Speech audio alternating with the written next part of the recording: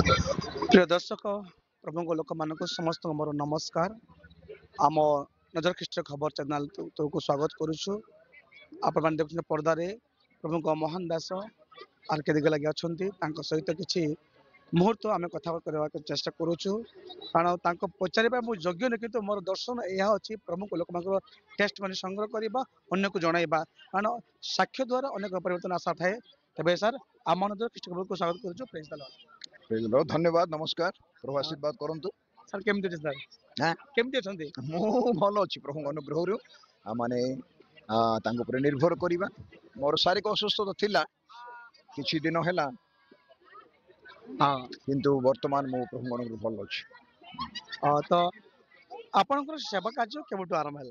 मोर सेवा कार्य बापा 1971 साल रु जून मास आरंभ होइछि। मु 1971 साल रे प्रभु को व्यक्तिगत त्राणकर्ता बोली ग्रहण कली आउ मते प्रभु आह्वान कले 1971 साल मु प्रभुଙ୍କର काम करुछि आज पर्यंत तांको अनुग्रह रे पारिबा पर्यंत प्रभु जो इच्छा करछन जो नेउछन सेही जगह रे मु तांकर सेवा कार्य करुछि।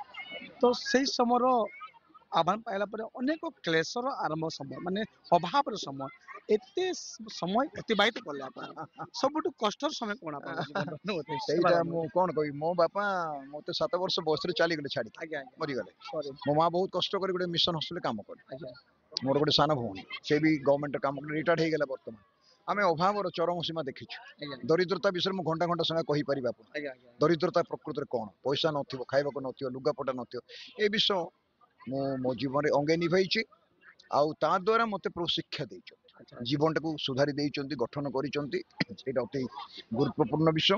बहुत कठिन परिस्थिति यात्रा करिछि पढ़ी भी मु पारले नाही।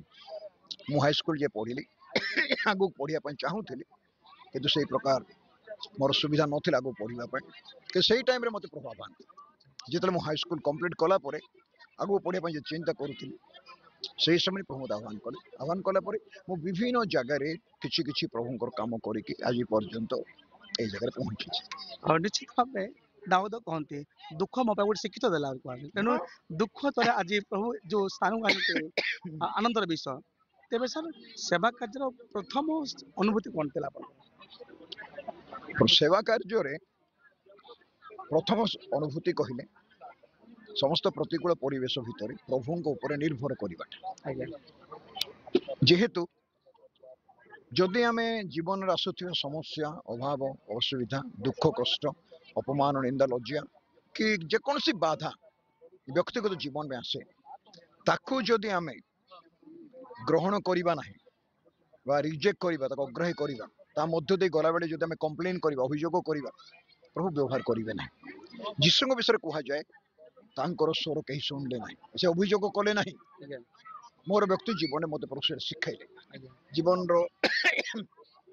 यात्रा पथरे सेवा कार्य रे विभिन्न जगह रे अनेक बाधा देके मु जाइछि मु से बाधा रे थाई कि कोई तो केबे केबे दुख करिछि अभिमान करिछि समस्त रक्त मांस अछि सेटा से किंतु पर मुहूर्त रे मते प्रभु अथरे चेतना देइ चंते मु सेइटा को आनंद रे सुंदर भाव रे मो पय एटा थिला बा अछि मु ताको ग्रहण करिछि आ सेही पारि सेही विषय पय मो प्रभु धन्यवाद देइछि आ पर मुहूर्त रे प्रभु ताको समाधान करिछि।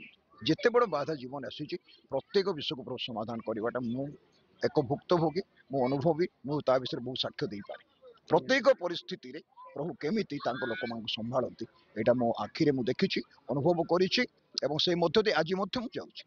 निश्चित पावल कहते मु दिन तो जानी अभाव जानी सब किसी जानी समस्त मो गोटे आनंदर विषय अटे तेणु प्रभु आपण सेवा कार्य बहुत आशीर्वाद करूँ सर आगू टे जावा जे आपण रायकिया अंचल भितर ओडिशा भितर कोटा आपन बेसी भल लगा लगे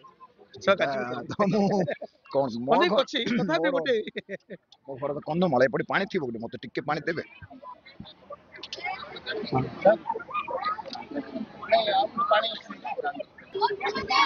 तेबे रायकिया अंचल रे अनेक सेवा कार्य विभिन्न मंडल जाइछन्ते वक्ता भाव जीवार अनुभूति कोन कोन कौन कह वक्ता विषय कंधमाल जिले मोर जन्म मोर घर हूँ उदयगिरी पाखरे मु रायके रोचे बहुत वर्ष है ଆଉ କୋଉ ଜାଗା ଭଲ ପାଏ ବୋଲି କହିଲେ ନିଜର ଜନ୍ମ ହେଇଥିବା ଜାଗା ସମସ୍ତଙ୍କୁ ଭଲ ଲାଗେ। ଆପଣଙ୍କୁ ସେମିତି ଲାଗିବ, ମତେ ବି ଲାଗେ। ନିଜ ଜାଗା ଭଲ। ଆପଣ ଗାଁ ଗହଳିରେ ଥାଆନ୍ତୁ, ପାହାଡ ପର୍ବତ ଥାଆନ୍ତୁ, ସହରରେ ଥାଆନ୍ତୁ, ନିଜ ଜାଗାଟା ସମସ୍ତଙ୍କୁ ଭଲ। ମତେ ମୋ ଜାଗାଟା ଭଲ ଲାଗେ, ବହୁତ ଭଲ ଲାଗେ। ଆଉ ପ୍ରଭୁଙ୍କ ଅନୁଗ୍ରହରୁ ଆମମାନଙ୍କ ଦେଶରେ କୋଉ ଓଡିଶାରେ କୋଉ ବିଭିନ୍ନ ଗଳି କନ୍ଦିରେ ପ୍ରଭୁଙ୍କର ଅନୁଗ୍ରହ ବିଭିନ୍ନ ପ୍ରଦେଶରେ ମୁଁ କାମ କରିବା ପାଇଁ ସୁଯୋଗ ପାଇଛି। ବକ୍ତା ହିସାବରେ ଲୋକମାନେ ଡାକିଛନ୍ତି, ପ୍ରଭୁ ମତେ ବ୍ୟବହାର କରିଛନ୍ତି ନମ୍ରତାର ସହିତ। ମୋର ଗୋଟେ ସ୍ୱଭାବ, ମତେ ପ୍ରଭୁ ବ୍ୟବହାର ଯେତେବେଳେ କରିବା ପାଇଁ ଚାହାନ୍ତି ସେତେବେଳେ ମତେ ନିଅନ୍ତି। ଯିଏ ଡାକିଲେ ମୁଁ ଯାଏ ନାହିଁ, ମତେ ଯେତେବେଳେ ପ୍ରଭୁ ବ୍ୟବହାର କରିବେ ସେଇଟା ମୁଁ ଜାଣିପାରେ। ଆଉ ସେମିତି ଯାଏ, କେମିତି ଜାଣିପାରେ ପଚାରିଲେ ମୁଁ କହିପାରିବି ନାହିଁ। ସେଇଟା ଗୋଟେ ଆତ୍ମିକ ଅନୁଭୂତି। ମୁଁ ଜାଣିପାରେ ସେ ଜାଗାରେ ପ୍ରଭୁ କାମ କରିବେ। ନିହାତି ଜଣେ ଆଉ ଆତ୍ମାଙ୍କ ଦେଇ ଚାଲିଥିବାଟା ତ ବହୁତ ଇମ୍ପୋର୍ଟାଣ୍ଟ ହଁ, ବିଷୟ। ସେଇଟା ବହୁତ ଗୁରୁତ୍ୱପୂର୍ଣ୍ଣ। ତେବେ ଆଶା କରିବି ସାର୍ ସ୍ୱର୍ଗତ ଦିଗାଲ ସାର୍ଙ୍କ ସହିତ କେମିତି ସଂଯୁକ୍ତ ଆପଣ ସେ ଯୋଗାଯୋଗ କେମିତି? ମୋର ଭାଇ ଲେଖା ହେବେ, ଆଚ୍ଛା ମାନେ ଆଚ୍ଛା ମତେ ନନା ବୋଲି ଡାକନ୍ତି। ଆଚ୍ଛା ଆଚ୍ଛା ଗାଁ ଲୋକ ତ, ବାରଖମା ଲୋକ, ଆଜ୍ଞା ଆଜ୍ଞା ତାଙ୍କ ସହିତ ପାରିବାରିକ ସମ୍ପର୍କ ନାହିଁ। କିନ୍ତୁ ଯେହେତୁ ମତେ କନ୍ଧମାଳ ଜିଲ୍ଲାରେ ଲୋକମାନେ ନନା ବୋଲି ଡାକନ୍ତି, ଡାକନ୍ତି ଆଚ୍ଛା ଆଚ୍ଛା ମତେ ନନା ବୋଲି ଡାକନ୍ତି। ମତେ ପାଳକ ବୋଲି କେହି ଡାକନ୍ତି ନାହିଁ, ଆଜ୍ଞା ହେଲା କି ମତେ ପାଷ୍ଟ ବୋଲି କେହି ବି ଡାକନ୍ତି ନାହିଁ। ମୁଁ କନ୍ଧମାଳ ଜିଲ୍ଲା ସାରା ନନା ବୋଲି ଆପଣ ଯୋଉଠି କହିବେ, ବାଲିଗୁଡା କି ଆଉ ଫୁଲବାଣୀରେ କି ଆଉ କୋଉଠି କହିବେ, ମନେ ଉଦୟଗିରି ରାଇକିଆରେ କି ଯେକୌଣସି ଜାଗାରେ କହିବେ, ସେ ଆରକେ ଡିଗାଲକୁ ବୁଝନ୍ତି। ଆଚ୍ଛା ଆଚ୍ଛା କିଶୋର ବାବୁଙ୍କ ସହିତ ମୋର ସମ୍ପର୍କ ଭାଇ ଭଳିଆ, ସାନ ଭାଇ ଭଳିଆ। ସେ ମତେ ବହୁତ ରିଗାର୍ଡ କରନ୍ତି, ସ୍ନେହ କରନ୍ତି, ପ୍ରେମ କରିଥିଲେ, ଆଉ ବହୁତ ଭଲ ବି ପାଆନ୍ତି। ମୋଠୁ ବୟସରେ ବହୁତ କମ, ମୁଁ 74 ବର୍ଷ, ସେ ତ ୟଙ୍ଗ ପିଲା। ଚାଲିଗଲେ ଆମକୁ ଦୁଃଖ ଲାଗୁଛି। ଆଉ ସେ ଗୋଟେ ଭଲ ପ୍ରଭୁଙ୍କର ଜ୍ଞାନୀ ଦାସ ଥିଲେ, ହାଇଲି କ୍ୱାଲିଫାଇଡ ଲୋକ ଥିଲେ। ତାଙ୍କର ଭାଷା ବହୁତ ମିସ୍ ଶୈଳୀ ସବୁ, କରୁଛନ୍ତି ବହୁତ ବଢିଆ ସେଥିପାଇଁ ତାଙ୍କ ମୋର ବହୁତ ଭଲ ସମ୍ପର୍କ।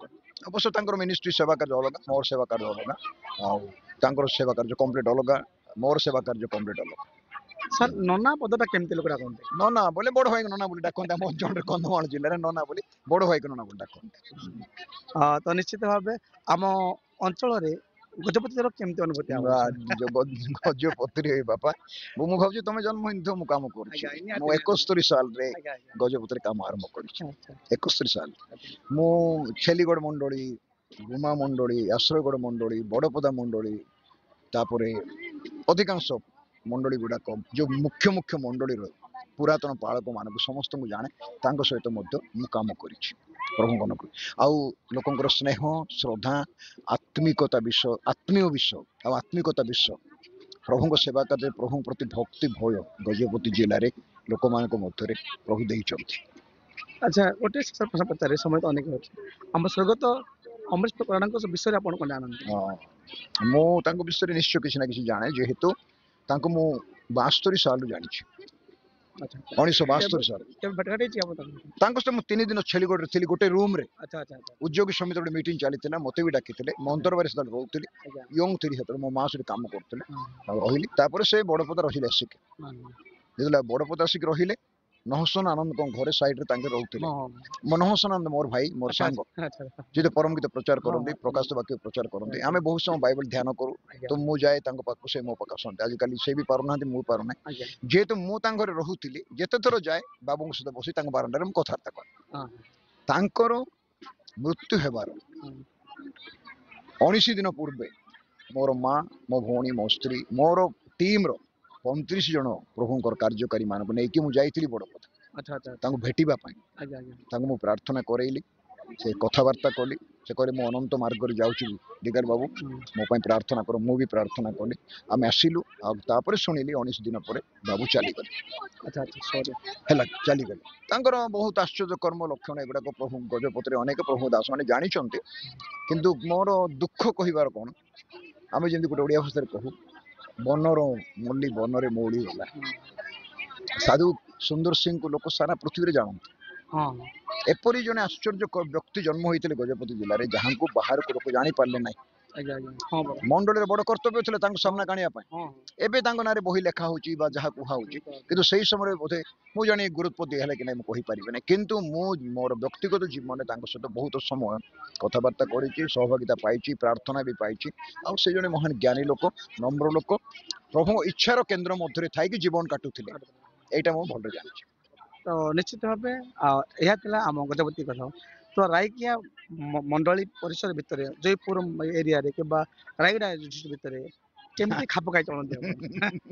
ମୁଁ ଜିହୁଦୀ ପାଖରେ ଜିହୁଦୀ ଗ୍ରୀକ୍ ପାଖରେ ଗ୍ରୀକ୍ ଏଇଟା ମୋର ଗୋଟେ ଲାଇନରେ ମୁଁ କହିଦେଲି ଆଚ୍ଛା ଆଚ୍ଛା ମୁଁ ଜିହୁଦୀ ପାଖରେ କମ୍ପ୍ଲିଟ ଜିହୁଦୀ ଆଉ ଗ୍ରୀକ୍ ପାଖରେ ମତେ ସମ୍ପୂର୍ଣ୍ଣ ଗ୍ରୀକ୍ ହେଲା ନିଶ୍ଚିତ ଭାବେ ଆଉ ଯେକୌଣସି ମଣ୍ଡଳୀକୁ ମୁଁ ଯାଏ ସେଇ ମଣ୍ଡଳୀର ଅର୍ଡରକୁ ମୁଁ ମାନେ ନିହାତି ନିହାତି ବୁଝିଲେ ଆଜ୍ଞା ସେଇ ମଣ୍ଡଳୀର କାର୍ଯ୍ୟକାରୀ ମାନଙ୍କୁ ମୁଁ ମାନେ ମୋ ଇଚ୍ଛାରେ କୌଣସି କାର୍ଯ୍ୟ ମୁଁ କରେ ନାହିଁ ସେମାନଙ୍କର ଅର୍ଡରରେ ମୁଁ କାମ କରେ ଆଉ ସେଥିପାଇଁ ଅସନ୍ତୁଷ୍ଟ କରିବାର ବିଷୟ ନାହିଁ ଯଦି ପ୍ରଭୁଙ୍କର ମଣ୍ଡଳୀ ତାଙ୍କର ମଣ୍ଡଳୀ ମତେ ସେଠିକୁ ସେବକ ଭାବରେ କାମ କରିବା ଦରକାର ଯେତିକି ସମୟ ମତେ ପ୍ରଭୁ ଦେବେ ବହୁତ ଧନ୍ୟବାଦ ସାର୍ ଆପଣଙ୍କର ଏ ଛୋଟିଆ ମନ୍ତବ୍ୟ ପାଇଁ ପ୍ରଭୁ ଆପଣଙ୍କ ସେବା କାର୍ଯ୍ୟ ପାଇଁ ଆହୁରି ଆଶୀର୍ବାଦ କରନ୍ତୁ ଲାଷ୍ଟ ପ୍ରଶ୍ନ ପଚାରିବି ଆଜି ଅନେକ ଦର୍ଶକ ଅଛନ୍ତି ଆମ ଓଡ଼ିଶାବାସୀରେ ତ କ'ଣ ଆପଣ ଶୁଭେଚ୍ଛା ବାର୍ତ୍ତା ଦେବେ?